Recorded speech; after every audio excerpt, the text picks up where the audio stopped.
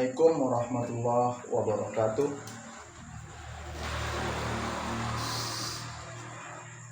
Sahabat literasi, sahabat pendidikan, saya sudah lama tidak membuat video. Pada kesempatan kali ini saya akan membuat video ini, dan saya membahas satu tema dari tulisan saya yang terbit di Harian Padang Express pada tanggal 24 Oktober 2024 dengan judul Pendidikan Buruk Salah Siapa.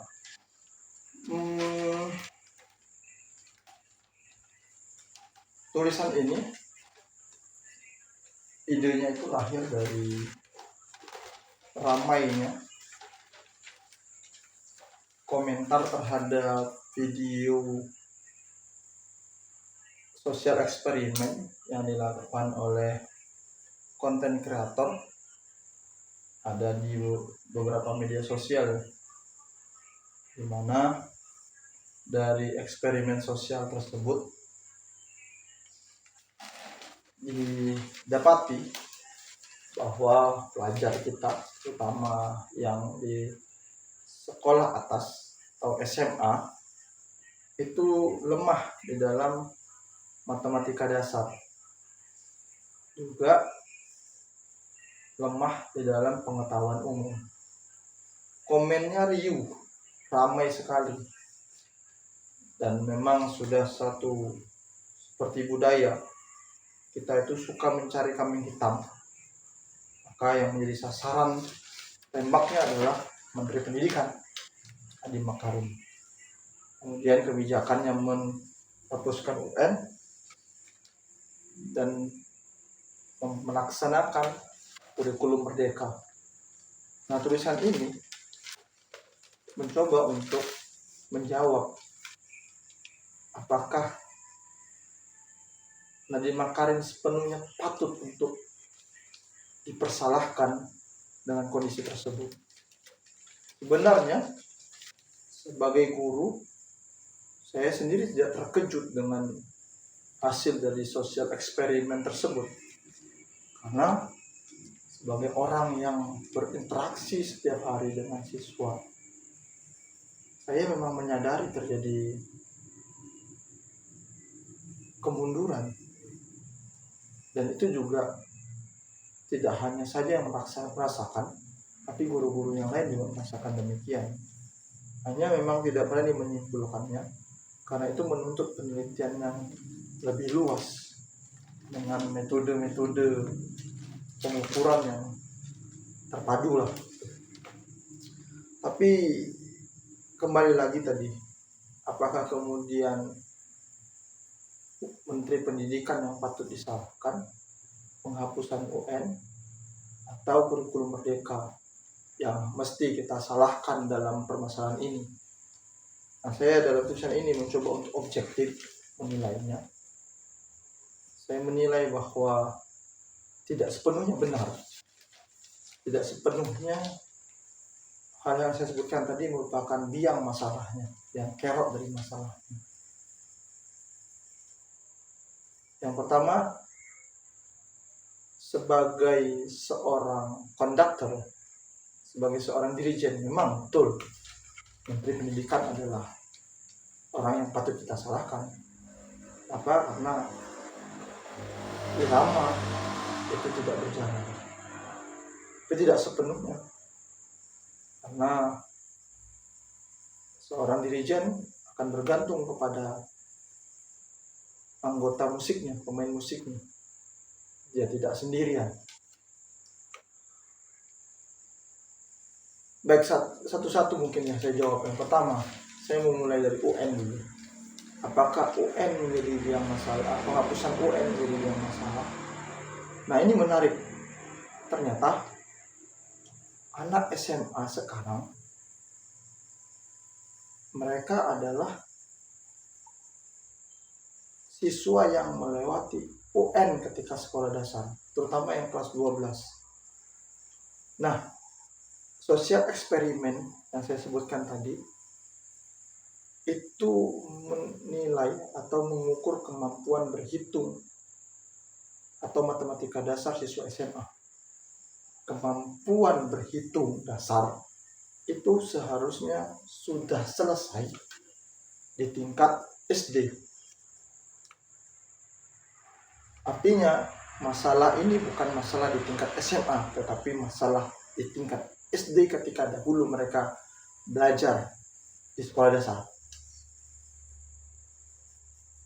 Dan celakanya ternyata mereka yang kelas 12 utama, mereka adalah hasil ketika sekolah dasar mereka itu lulus dengan menggunakan UN. Kalau UN menjadi tolak ukur bagusnya pendidikan, seharusnya mereka tidak mungkin lemah dalam matematika karena mereka lulus UN. Tapi ternyata kenyataannya mereka matematikanya atau matematika dasarnya lemah. Berarti UN.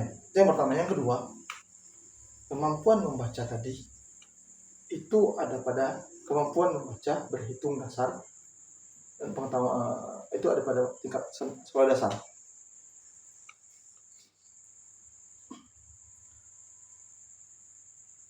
Semengerikan apapun akibat dari tidak lulus UN, saya yakin anak SD tidak akan pernah memahami.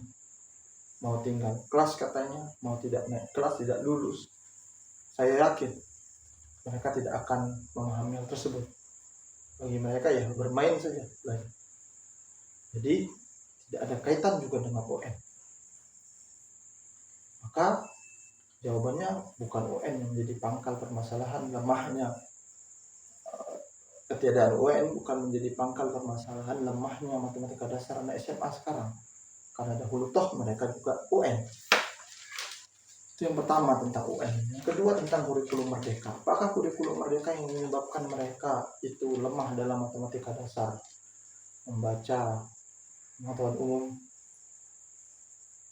Kurikulum merdeka itu baru dilaksanakan 3-4 tahun yang lalu. Dan seorang guru, seorang pendidik tahu bahwasanya pendidikan itu, hasil dari pendidikan itu tidaklah bisa dinikmati sekarang, tetapi dia akan bisa dinikmatin, hasilnya itu akan bisa dinikmatin 10-15 tahun ke depan. Jika kita ingin menilai kurikulum merdeka sukses atau tidak sukses, maka kita akan harus mengukurnya 10-15 tahun ke depan. Nah, kaitannya dengan permasalahan yang tadi, jika kita ingin mengukur anak yang sekarang, kita harus tarik mundur ke belakang 10-15 tahun. Anak SMA sekarang jika kita tarik 10 tahun yang lalu, berarti mereka ada di SD. Mereka tidaklah belajar dengan kurikulum merdeka. Artinya apa? Bukan kurikulum merdeka yang bermasalah. Karena mereka toh ketika SD tidak belajar dengan kurikulum merdeka. Berarti kurikulum merdeka bukan menjadi permasalahannya.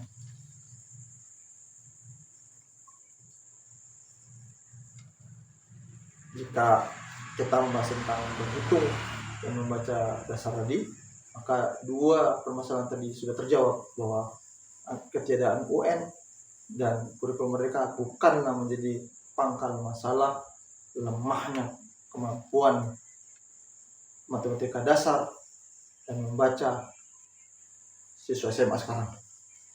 Dan justru sebaliknya, pada masa Nadiem Makarim justru bisa kita meningkat. Jadi anomali sebenarnya. Ada apa sebetulnya gitu. Nah, tadi kembali lagi bahwa kita lebih senang mencari kambing hitam daripada penyelesaian sebetulnya. Ini yang menjadi pangkal. Kemudian pengetahuan umum. Nah, saya melihat begini. Kalau kita lihat tahun 90-an, keluarga-keluarga kelas menengah ke atas itu biasanya mereka memiliki di rumahnya memiliki perpustakaan, berlangganan koran dan majalah. Tapi kalau kita lihat sekarang,